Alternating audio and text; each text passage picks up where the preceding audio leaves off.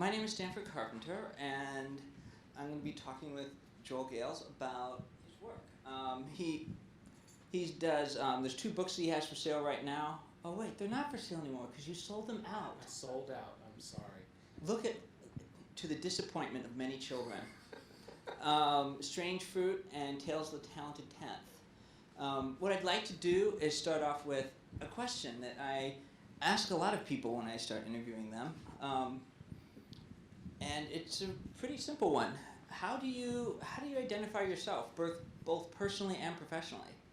Joel Christian Gill.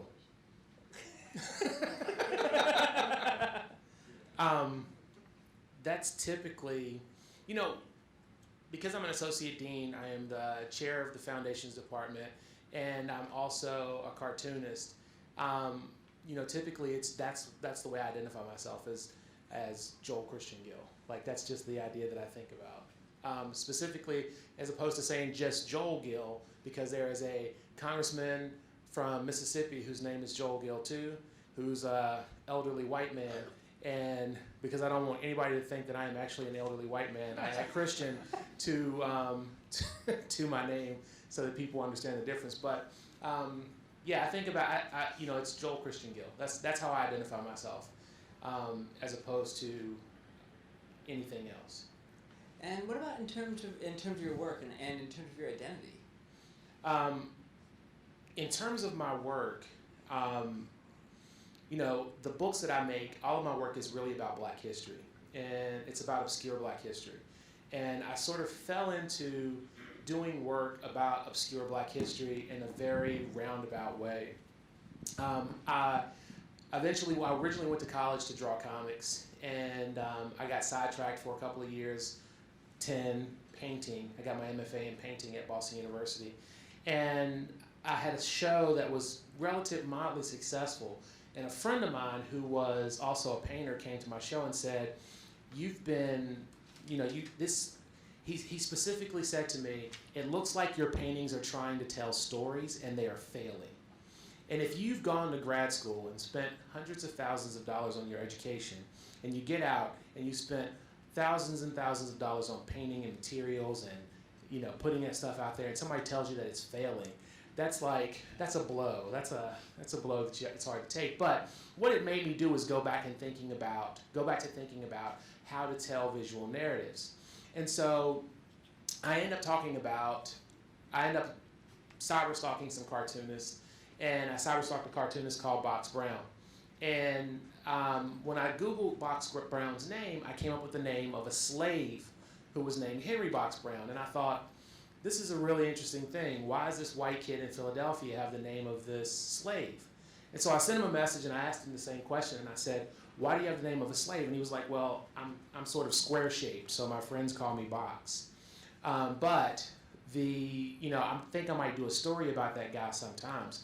And I had been struggling with ways of telling stories for a long time, and then that just sort of clicked for me. Like, I'll just tell stories that nobody's ever told before because you've already got the narrative. You just got to figure out how to draw it. And so I started drawing those stories, and it's one of those things where somebody asked me once that I draw comics for kids or do I draw them for historical value. And I always tell people I draw comics for hipsters, like people who are interested in interesting things. And it never dawned on me that my comics could be something else, could be anything else, until I started to think about this in a grander scheme of like what these stories mean. And I started thinking about the exclusive nature of history and how we have separated out the histories of minority peoples, and we don't celebrate them in the same way that we celebrate, regular history. We've got LGBT month, LGBT week, or we have Latino History Month, or we have Women's History, as opposed to having an inclusive understanding about American history. And so I think if I were to define myself as an artist who is yelling from the mountaintops that we need to celebrate history, our shared history, whether you're Black or brown or white, 365 days out of the year, because the history is what unites us. We have all of this stuff going on with police brutality and the ideas of people shooting people that are Black and brown, and separating out people because of these people can't get married and this. I mean, like, think about the idea that our history unites us. Like, it is the thing that we all share. If I were to take any random white person out of the audience and you and I would go to Africa, we would not be considered a black person and a white person. We'd be considered Americans. And then we have this whole group of alien people who separate us, who connect us, and we actually segregate ourselves. So if we could just start with the idea of making the history inclusive, then we can get rid of that idea that it's those people, or this is the time when we celebrate that history, or these people over here. And so I think as an artist, I feel like my books are moving toward an advocacy for a 365-day celebration of the history of minority peoples in America, as opposed to this best of in any given week or month, because the idea is 28 days are not enough. Like, we need more days. We need more days when we talk about our history. It is the history that unites us, and it's a better way to bring us all together as opposed to dividing us up into people, us and a them. Like, I'm really against an us and a them. It's like we are when those imperfect people that wrote the Declaration of Independence and the Constitution said we the people, not those people over there or them people. They said we the people. And how, as messed up as those people are, that's something that we should hold on to. It is we the people. It's the history of we the people, not them people or those people. It's we the people. And we need to start celebrating that. Did I answer your question? Almost. Well, I'm kind of intrigued by this, by your vision of what happens when we have one inclusive history, because my take is that once you have one inclusive history, that doesn't mean that everyone's going to relate to that history the same way. For example, as an African American, when you're as an African American from the suburbs versus an African American from a rural area, or an African American from an urban environment, you would relate to certain historical events very differently. So, I mean, how do you factor that in? I mean, do you feel that when you talk about uniting history that we're all going to see ourselves the same, or do you think in terms of like, okay, once you have the history, what do you envision, or what do you envision would be the next step once you get there? It's kind of like, I guess my question is kind of like, if you're the dog chasing the car, what happens when you get the car? Comics is a really universal medium because you can speak to a lot of different people, and a friend of mine calls it the ninth art. Like, you've got all 8, but ninth art is comics, because you can say things that you can't necessarily say in other mediums. But the way I envision this, and the way this would make the most sense to me, is kind of imagine yourself in a house with your family. You and your brother or your sister have different experiences. You have different understandings, but you have the same grandmother. You might have different memories of that grandmother. You might have different ideas about you might have liked one recipe versus the other recipe, but you all have that shared grandma. And so when grandma dies, you all cry grandma's funeral. If grandma gets sick, we all go to grandma's hospital. We all go to the hospital and visit grandma. At Christmas time, we all go to grandma's house, even though I like to sit in that chair and you like to sit in this chair. That history wouldn't necessarily automatically unite us, but it would be the first step. To stop thinking about us, and if it's our history, like, why I can claim George Washington as, the first American, he could be my favorite president, right? But why can't a white person say, my favorite historical figure is Frederick Douglass, because it's part of my history? Or I'm really, you know what I mean? Like, the idea that, that this is something that would be a first step in the right direction of recognizing that it's our history. That when you think about the American mythos, that idea that we are a people of rugged individualists, and we go out and we pull ourselves up by our bootstraps, and we go out and forge a path in the world. And I think that when Herbert Hoover defined that term, he was talking about the American frontier, like the people that would go out into the American frontier and forge that path. But I don't think he realized that it actually makes a lot more sense of the barren wasteland of American racism to black people. Like, it was black people in the face of that racism that were pulling themselves up by their bootstraps and going out and making a path and forging a way for themselves. And that's something that any kid can look up to. Like white kids, Latino kids, like everybody can look up to the idea that here are people who went in 5 generations from property to presidents. Like that is an amazing thing, but we don't celebrate it. You know, we don't celebrate that idea. We celebrate those the people who are out in the frontier, but we don't think about the frontier of Richmond, Virginia. You know, like trying to make a way and a life for yourself when you could not actually look another man in the eyes. You know, that's a thing that everybody should look up. Like that's the idea. Like I think it's our history. It's not the history of any specific people, and it might not immediately unify us, but it's a step in the right direction. Well, one thing that's interesting, especially because you have a role as a dean in an academic institution, is you started making me think of different areas. So you might have black studies, Latino studies, you know, et cetera, et cetera. What is your take on having those types of divisions, especially since you're also, you know, like you said, you're also an educator. You know, your side hustle, right, per se, right? You know, I'm a cartoonist who's a dean. Yeah.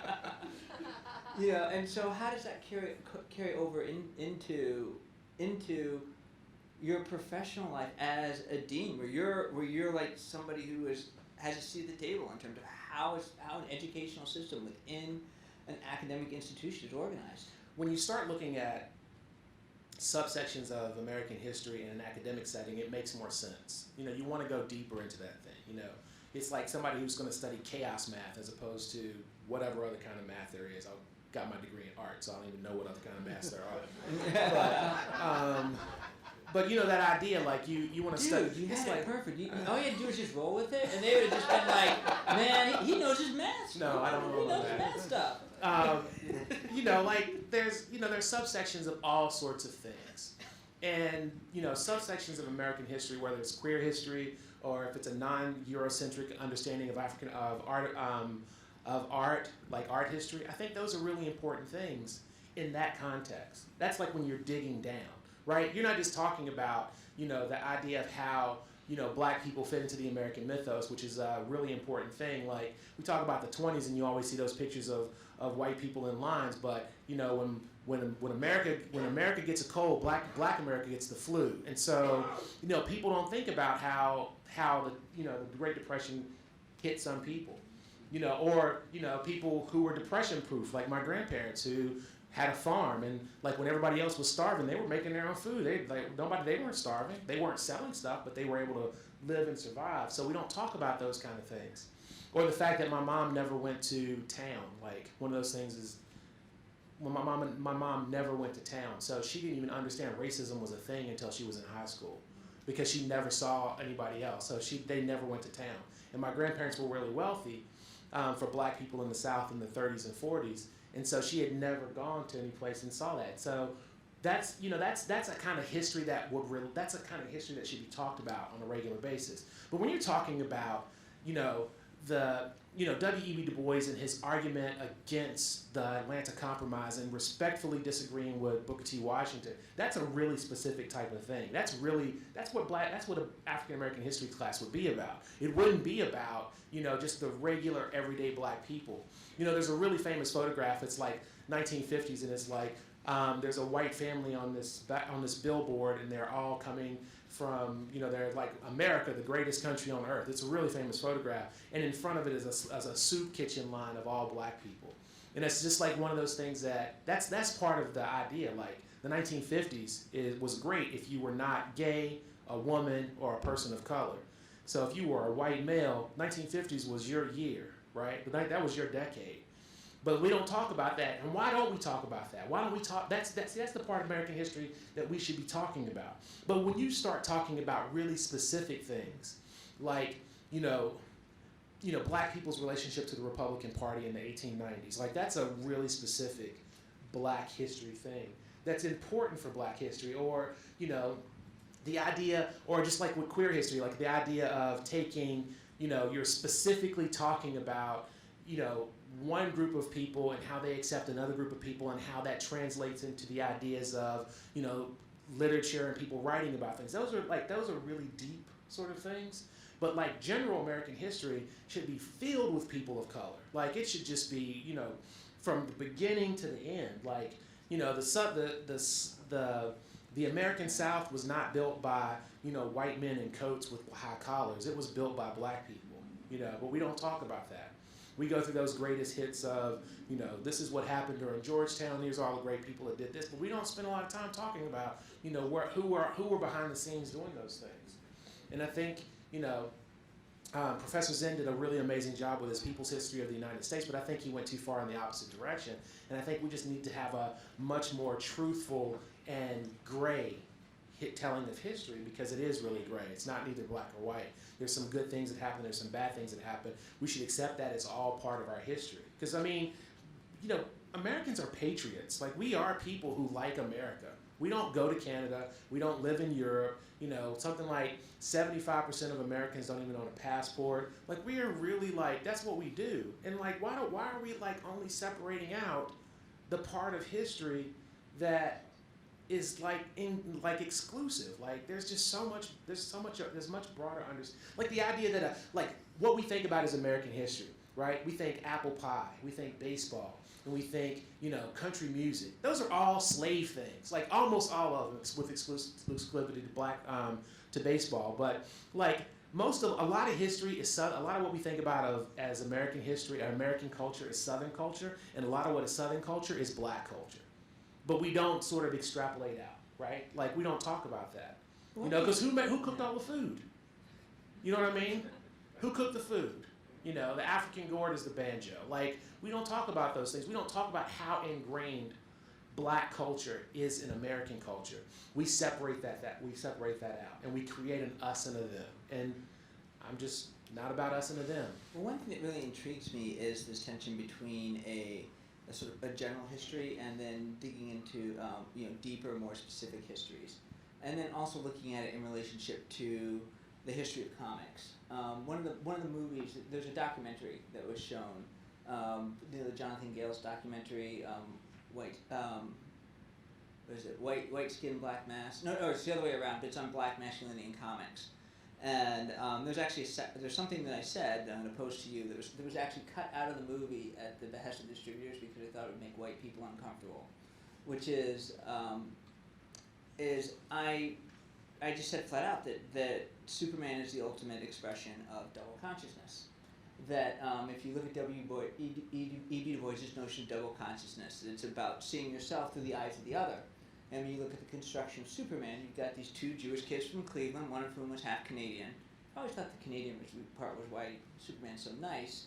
But, you know, but they create Superman, and it is literally their stereotypical idea of what a wasp is when you look back historically, like in the late 30s, early 40s. It's like the ultimate, like, sort of like middle class WASP job was to be a reporter, and there was this identification of the Midwest with you know, central with you know, American values, right? So you're working in a medium, and while you are telling stories about different black experiences, you know, it's not only black characters in there. You're starting with a blank page, and you are literally deciding what people who, even though they may share your skin color, or, you know, they still have they have a different black experience than you, and so you are literally from the ground up, from a white page, fabricating, you know, this image of someone who is slightly other than you, to be consumed by people who may or may not be like you. And so what are your thoughts on that? Well, the first thing is, if you make an art form, whatever kind of art form you make, you really are making what you believe is really, really cool, and you want everybody else to think is really, really cool too. And so that's part of what I try to do when I'm making my work. And Willem Warringer talked about this when he talked about this idea with empathy in art. And with that, he was saying, in order to actually really invest in an art form, you have to empathize with it. You have to empathize with that idea. And the best example I can give of this is, you know, like, Harry Potter. Everybody can empathize with Harry Potter because everybody wants to be something that they're not, right? You grow up and you know, everybody's had a fantasy that your real family's going to come and take you away at some point, right? Like that's happened to everybody. And that's what everybody can empathize with. And so you read these books, whether you're a kid or an adult, and you're like, I want to be Harry Potter. I want my real family to come take me to a place that's so much better than this place that I'm in. And that's just adolescence, right? I had a class in college where it's called the Comic Voice, and we had to read all these books that were funny. Like we read Player Piano, and we read Catch-22. But we had a different professor come in and teach this class, so she changed one book, and she added the Divine Secrets of the Yaya Sisterhood. And I went to a predominantly white liberal arts college that most of the kids were wealthy, and I was not. And so I had to read the Divine Secrets of the Yaya Sisterhood, and that idea of empathy, and if it was just like it bounced off of me. Like that book was like it really was like nothing. It was I didn't think it was funny at all. I didn't think it was interesting. There was one point where all of the like teenage girls were about to go skinny dipping. I was like, maybe it's about to get interesting. But it wasn't. It didn't happen. Like it went into a different direction, and I was just like, well, you know, whatever. But it wasn't, and so I had to write a paper about this, and it wasn't interesting. And the idea that when I make work, I'm just trying to communicate. I'm trying to communicate this idea, these stories, in a medium that I think is generally going to be something that people can understand. You make what you think is great. You know, you make that, and you just hope that everybody else makes. You don't make stuff for you don't make it for other people. You make what you think is really good, and you hope other people like it. And so that's what I try to do when I'm starting with this blank page and sort of developing characters. Comics is really hard. It's like, it's one of the hardest things. And, you know, I painted. I spent a lot of time painting, and you know, comics is like not only am I painting, but I'm having to do 100 little paintings, and I'm trying to figure out, you know, when you think about, you know, Henry Box Brown, who was a slave who mailed himself in a box from Virginia to Philadelphia. You guys get that idea in your head about a slave who's mailed in a box, but when I sit down in front of the page, I gotta think to myself, what kind of pants is he wearing? You know, like what color is his shirt? Like where is he in this? Where did he go to get this box? Like you gotta think about all those different things.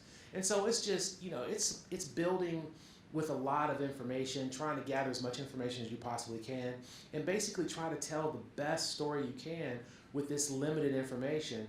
And hopefully people will get that. Like that's what you do. You, as an artist, you hope. You make something that you think is great, and you hope everybody else like it. So we are the ultimate hopeful optimist. That's what you have to be.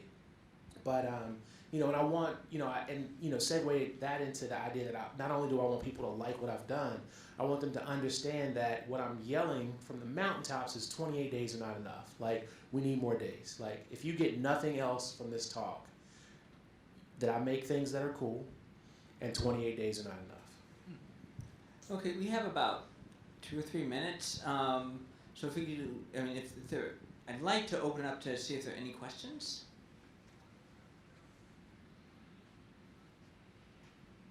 Any questions? Yes. Can you talk about the characters and the plots in your stories? So there's in Strange Fruit, there are 9 stories of obscure Black history. So there's a story of Richard Potter, who was the first American stage magician. He was a Black man from New Hampshire. If you've never been to New Hampshire, when I leave the state, I significantly decrease the Black population. So you can imagine what it was like for Richard Potter in the 1800s. There's a story of Henry Box Brown. There's a story of Malaga Island, which was an island off the coast of Maine that was an integrated neighborhood that was, over the course of a couple of years, was completely wiped out by the state of Maine.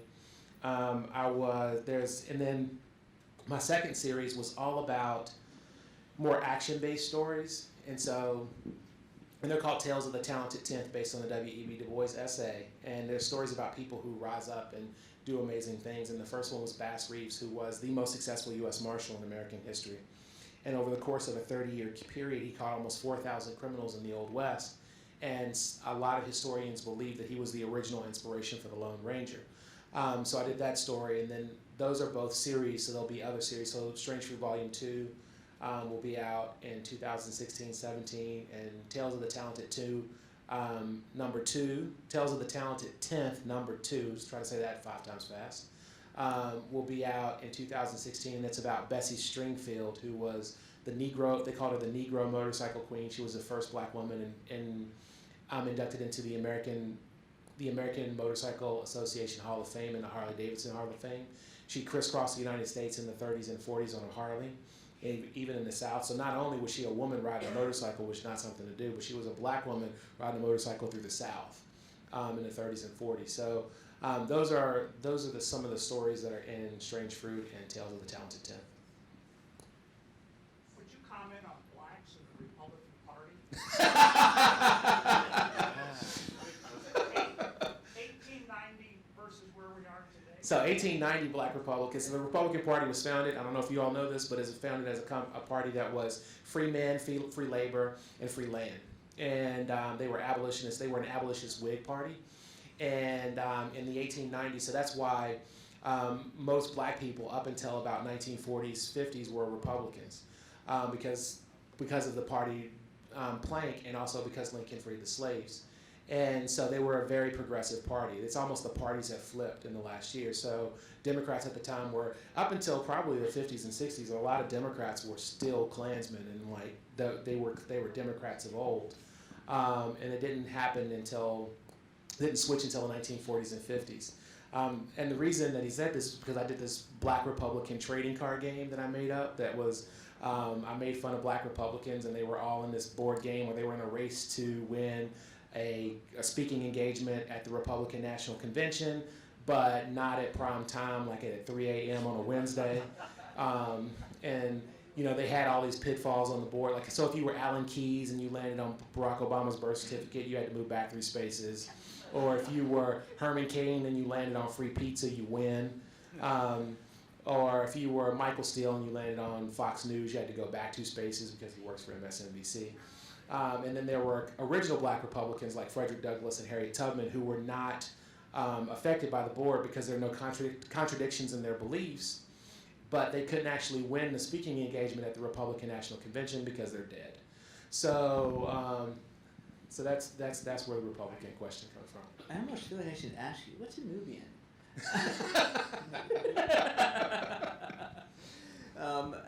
Well, are there? Yes, please.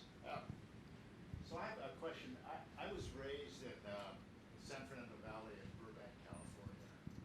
And this would be in the 40s and the 50s. And it wasn't until like the early 60s that I discovered that no one who was black, even though we had Lockheed aircraft that had lots of black workers, no one who was black could buy a place in that city. And that just, it blew me away because I never heard any, there was nothing negative about any races when I grew up because everybody was white. So there wasn't any reason to have a discussion. We just didn't know. We were ignorant. And but I never read about the, there must have been other places other than Burbank that had this problem. It's called the American South. Well, there's another term for it. It's called a melanin-free zone. And then when someone of color enters, it gets elevated to being redesignated as a melanin-deficient zone. No, I mean that is actually one of the ways in which the boundaries are policed. We police the boundaries also through how we manage space. So if we can take good people and we can make them live so separately that there's no way they can relate to one another in a positive way, we have further ensured that there will be strife and that there will be hierarchies based on difference, because we've actually taken that difference and reinscribed it into space, and it's actually it's not something that's just being done that's negative to people of color, but it's something that's being done that is negative for white people as well. It's negative for everybody. It's that point where everybody loses. I think there's also just the idea that nobody said anything bad about other races is a really important point, and I think it's really interesting because, I had an argument with a student a couple of years ago about white privilege because he was telling me that it didn't exist, and I was telling him that it wasn't something that he should be ashamed of, like like it's my fault, because it's not like a guilt thing. It's just a thing that's happened. When you're white, and you look in the mirror, you get to be Steve. Like you're judged as just whoever you are. Like you're almost like everything. It's like you're a blank slate. There's nothing that's going to be behind you. But when you are a person of color, if you are a woman, or if you are somebody from the LGBT or queer community, like you look in the mirror and you're judged by that first. Well, yeah. And I think that's like understanding that that's what happens. Like we don't have to talk about it because it's never going to be an issue. It's not going to be an issue for us because we're the norm. Like we are the people that we are the norm. Like we are the default. Well, there's also that's the default avatar. We are the default avatar. Is that we are this people. And so, but when you're black in America, it's like you're black. And it's like interesting to see that as specifically if you're Caribbean or from someplace like that, is that that's an odd thing for them to come here and all of a sudden be black, because they have been the default for a long time. Well, one thing that's kind of interesting, and we have to kind of wrap this up, is because of time, not because of interest. We appreciate all of you being here and all of your interests. Is that 28 days are not enough. 28 days are not enough, but also that one of the essential elements of privilege is that when you have privilege, you don't realize it. That's part of how privilege works. Part of the mechanism of how privilege works is that you don't realize it when you have it. It's invisible. And the moment you realize that you have privilege, your privilege changes from being privileged to something you have to be responsible for. And that would be like the last thing that I would want to end on, but I'm still going to give you the last words. 28 days are not enough. All right. Thank you all for coming. Thank you all for listening to me ramble about 28 days are not enough. And my stuff is cool.